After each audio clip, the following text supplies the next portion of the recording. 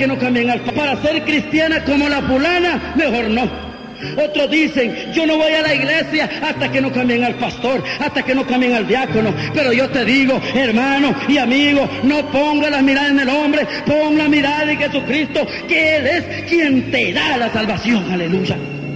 Y el hermano me dijo, hermano, arrepiéntase o un día sabrá lo que es la mano de Dios. Ahora retorno al testimonio. Por eso que cuando yo estaba a la entrada del infierno, por todas las maldades, por todas las fechorías que yo había hecho, yo decía que era hijo de Dios.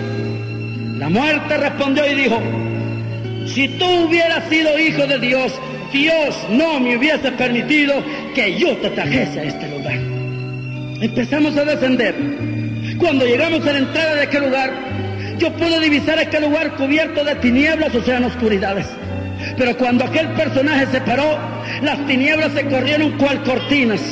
Y empecé a sentir hacia adentro, y empecé a contemplar aquel fuego, aquel vapor, y empecé a ver como que paredes se estaban derritiendo, como que era alguna miel hirviendo, y empecé a sentir y a escuchar el clamor de millones y millones de almas que estaban ahí clamando. Aquel personaje se preparó para lanzarme a aquel lugar. Cuando estaba a punto de lanzarme, atrás de nosotros se dejó escuchar una voz tan poderosa, una voz tan gloriosa, alabado sea el Señor, que dijo, detente, gloria a Dios. Cuando aquella voz se dejó escuchar, aquel lugar tembló como nunca jamás ha temblado. Y la muerte huyó de la presencia de ese ser, aleluya. Yo quise ver quién era aquel personaje que había hablado con tanta autoridad que aún la muerte huía de su presencia. Y yo quise ver quién era aquel personaje que con su voz hacía que temblara y se estremeciera hasta lo mismo infierno. Pero al querer contemplarlo, solo vi una luz resplandeciente que ya no pude ver más. Yo solo oí que se acercó y me dijo, ¿por qué dices que yo soy tu padre? ¿Por qué dices que tú eres mi hijo? Y es cierto que morí en la cruz del Calvario por tus pecados. Es cierto que resucité trayéndomelos. Pero si tú hubieses sido mi hijo, tú hubieses sujetado mi palabra, hubieses cumplido mis mandamientos y hubieses vivido una vida en santidad. Y comenzó a decirme, pues mira, quiero decirte que mis hijos no son adúlteros, mis hijos no son fornicarios, mis hijos no son idólatras, mis hijos no son blasfemos, no son borrachos, no son hechiceros, no son vanagloriosos, no son chismosos, no son pleitistas, no son divisionistas, no son prostitutas, no son homosexuales, no son ladrones. Porque todos, absolutamente todos, los que practican tales cosas son de vuestro padre el diablo. Yo sentía que aquella voz ya me iba a destruir, que me iba a fulminar. Sentía que aquella voz me iba a mandar hasta el fondo del infierno. Pero de presto, hermano y amigo, aquella voz tan dura, aquella voz tan tajante, aquella voz tan poderosa empezó a cambiar en una melodía, y empecé a sentir aquel amor, empecé a sentir aquella ternura, y aquella voz llegaba como una brisa aliciente que cubría todo mi ser en una fragancia tan exquisita, aleluya. Y empecé a escuchar que me decía, pero mira, por la misericordia de otros es que tú has alcanzado una oportunidad más para tu alma, alabado sea el nombre bendito de Jesús. Y yo quiero decirte, hermano y amigo, el Señor nos dijo, Freddy Ruano, me gustaba cómo orabas, ayunabas o vigilabas, me gustaba cómo prendabas o diezmabas, me gustaba cómo predicabas, porque la Biblia dice, todo lo que el hombre sembrare, eso es lo que va a cosechar. Había sembrado maldad, me correspondía el castigo eterno. El Señor fue claro en decir, por la misericordia de otros, es que has alcanzado una oportunidad más para tu alma. Y esos otros, hermanos y amigos, son todos ustedes que me escuchan por la humanidad entera. Es que Dios permite que sucedan estas señales, que sucedan estos milagros, para que se les predique, para que se les advierta que hay un lugar de tormento, para que se arrepientan, para que se aparten del pecado, para que escapen de la condenación eterna y vengan a gozarse con Cristo a la gloria por una eternidad. Alabado sea Dios.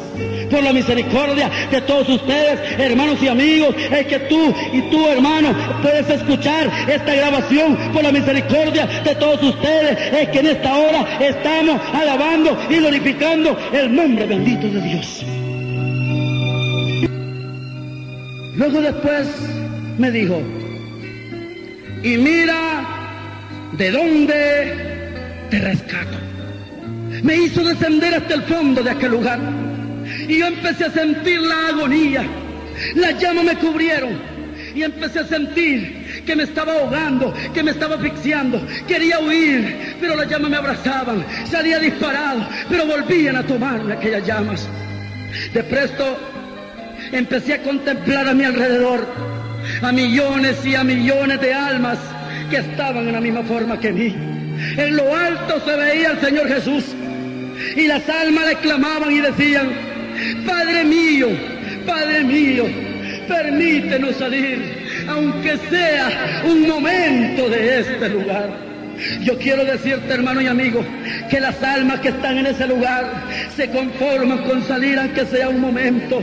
Pero quiero advertirte que aquí en esta tierra es cuando tenemos que aprovechar el tiempo. Aquí es cuando tenemos que aprovechar el tiempo, porque ya cuando este cuerpo se ha sepultado, ya no hay oportunidad para nadie. Esa es mentira del diablo, que después de muertos van a interceder por los demás. Yo quiero decirte que ya cuando la persona muere, ni aunque oren, ayunen o vigilen, ni aunque ofrenden o diezmen o regalen posesiones, ni aunque así recen, ni le hagan novenario, ni cabo de año, ni le enciendan vela, toquen campana, ni hagan responso, los que pasan a la eternidad, ya nada se puede hacer por ellos. Te lo voy a explicar en esta forma. Cuando las almas le clamaban, yo vi que el Señor me sacó y le dio la espalda como que nada había en aquel lugar, y empezó a mostrarme el mundo cómo andaba en sus deleites. Empezó a mostrarme al mundo cómo andaba en sus maldades, cómo andaba en sus concupiscencias, y empezó a decirme: ve, dale mi palabra, llévale mi evangelio, dile que se arrepientan, dile que se aparten del pecado, dile que para donde van caminando es para el infierno, porque diles que el infierno no es como el diablo se los ha pintado, donde les ha hecho creer que hay mujeres, que hay baile, que hay música. Diles que si el fuego de la tierra quema, este lugar está alterado en miles de grados de calor. Diles que la condenación eterna no es pasajera, no es para un día, para un mes o para un año. Diles que la condenación es clara porque es eterna o para siempre. Hermano y amigo, yo quiero advertirte, por eso te digo que aquí en esta tierra es cuando tienes que aprovechar el tiempo. Durante hay vida, hay esperanza, alabado sea Dios. Aquí es cuando tenés que sellar el pasaporte para el lugar que tú quieras ir, ya sea el cielo o sea el infierno. Tú decides qué lugar vas a tomar, porque quiero decirte que en ese lugar no solo el fuego es el tormento, sino que quiero decirte que ahí también hay dos factores más que atormentan, que es la conciencia y la culpabilidad. La conciencia, por cuanto empiezan a recordar cuántas veces pasaron frente a una iglesia evangélica, cuántas veces le dieron un tratado, cuántas veces se le predicó, cuántas veces se le evangelizó, cuántas veces escuchó un himno y mejor se burló. Y ahí empieza a lamentarse, y ahí empieza la conciencia a remorderle, y empieza a lamentarse. De presto empieza la culpabilidad y empiezan a blasfemar contra Dios y a blasfemar contra sus padres, y empiezan a maldecir a todo aquel que encuentran. Y si hay algún amigo, le dicen: por tu culpa, porque tú nunca me enseñaste, porque tú me enseñaste a fumar, a tomar o a hacer maldades, por tu culpa yo estoy aquí. Estas son las condenación eterna. Este es el tormento eterno. Pero Dios quiere, hermano y amigo, que tú escapes de la condenación eterna. Luego después, yo vi que por una calle iban cientos de personas con Biblias bajo el brazo. Se aglomeraban, unos a otros se sacaban, pero a la fuerza volvían a meterse.